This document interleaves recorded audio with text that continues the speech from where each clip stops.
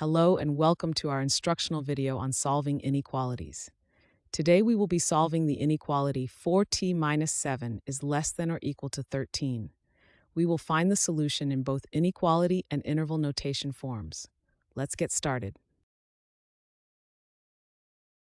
To solve the inequality 4t minus 7 less than or equal to 13, we'll begin by isolating the variable t. Our goal is to get t by itself on one side of the inequality.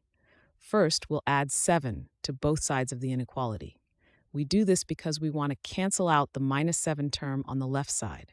Adding 7 is the inverse operation of subtracting 7. Remember, whatever we do to one side of the inequality, we must do to the other side to keep the inequality balanced.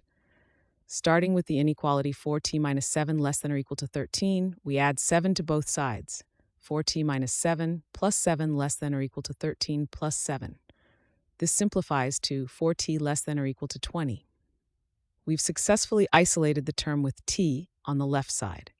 Now let's note our progress. Up to this point, we have 4t less than or equal to 20 in inequality form. And to express that in interval notation, we need to represent all values that satisfy the inequality. This involves showing all t values from negative infinity up to and including 5. The reason this happens is demonstrated when we continue to solve further steps. So far, we've reviewed our updated expression, which is 4t less than or equal to 20, written in inequality form. The next steps will further isolate t and confirm the solution. Next, we need to isolate t completely by eliminating any coefficients or operations affecting it. Right now, t is being multiplied by 4. To undo this multiplication, we perform the inverse operation, which is division.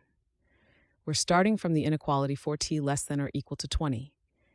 To isolate t, we'll divide both sides of the inequality by 4. It is important to apply this division to both sides to maintain the balance of the inequality.